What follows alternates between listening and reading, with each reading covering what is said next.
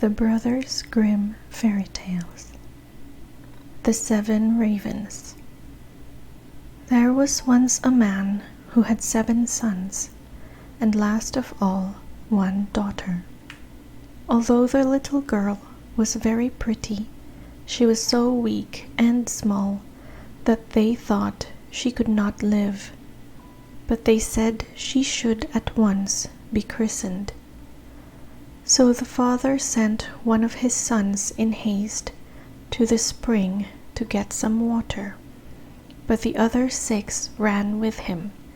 Each wanted to be first at drawing the water, and so they were in such a hurry that all let their pitches fall into the well, and they stood very foolishly looking at one another and did not know what to do, for none dared to go home. In the meantime, the father was uneasy and could not tell what made the young men stay so long. "Surely," said he, "the whole 7 must have forgotten themselves over some game of play." And when he had waited still longer, and they yet did not come, he flew into a rage and wished them all turned into ravens. Scarcely had he spoken these words when he heard a croaking over his head, and looked up and saw 7 ravens, as black as coal, flying round and round.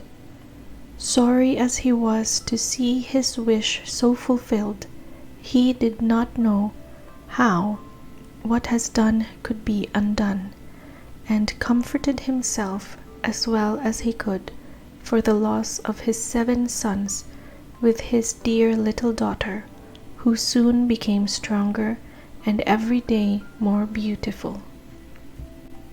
For a long time she did not know that she had ever had any brothers, for her father and mother took care not to speak of them before her.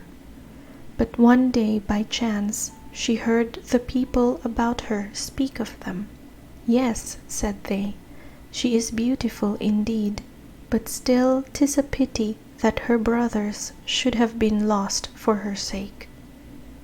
Then she was much grieved, and went to her father and mother, and asked if she had any brothers, and what had become of them.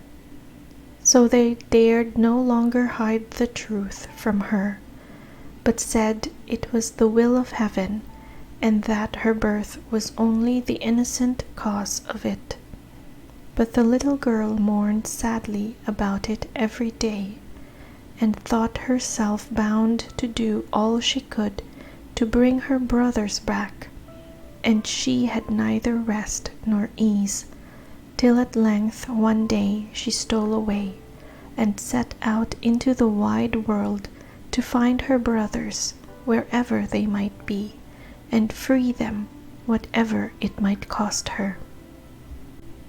She took nothing with her but a little ring which her father and mother had given her, a loaf of bread in case she should be hungry, a little pitcher of water in case she should be thirsty, and a little stool to rest upon when she should be weary.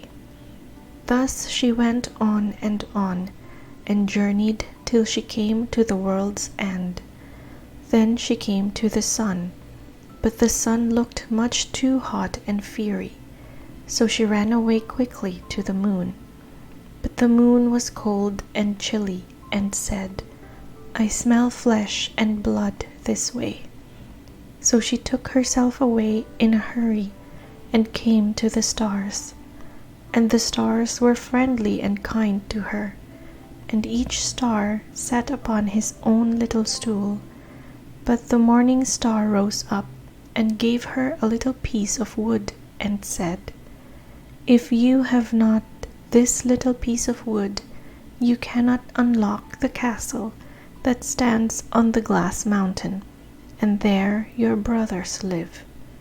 The little girl took the piece of wood, rolled it up in a little cloth, and went on again until she came to the glass and found the door shut. Then she felt for the little piece of wood, but when she unwrapped the cloth it was not there, and she saw she had lost the gift of the good stars. What was to be done? She wanted to save her brothers, and had no key of the castle of the glass mountain. So this faithful little sister took a knife out of her pocket and cut off her little finger. That was just the size of the piece of wood she had lost, and put it in the door and opened it. As she went in, a little dwarf came up to her and said, "What are you seeking for?" "I seek for my brothers, the 7 ravens," answered she. Then the dwarf said, "My masters are not at home, but if you will wait till they come, pray step in." Now the little dwarf was getting their dinner ready, and he brought their food upon 7 little plates, and their drink in 7 little glasses, and set them upon the table, and out of each little plate their sister ate a small piece, and out of each little glass she drank a small drop, but she let the ring that she had brought with her fall into the last glass. On a sudden she heard a fluttering and croaking in the air, and the dwarf said, "Here come my masters." When they came in, they wanted to eat and drink, and looked for their little plates and glasses. Then said one after the other, "Who has eaten from my little plate? And who has been drinking out of my little glass?" "Caw, caw, well I ween, mortal lips have this way been." When the 7th came to the bottom of his glass, and found there the ring, he looked at it, and knew that it was his father's and mother's, and said, "Oh, that our little sister would but come, then we should be free." When the little girl heard this, for she stood behind the door all the time and listened, she ran forward, and in an instant all the ravens took their right kiss, and all hugged and kissed each other, and went merrily home.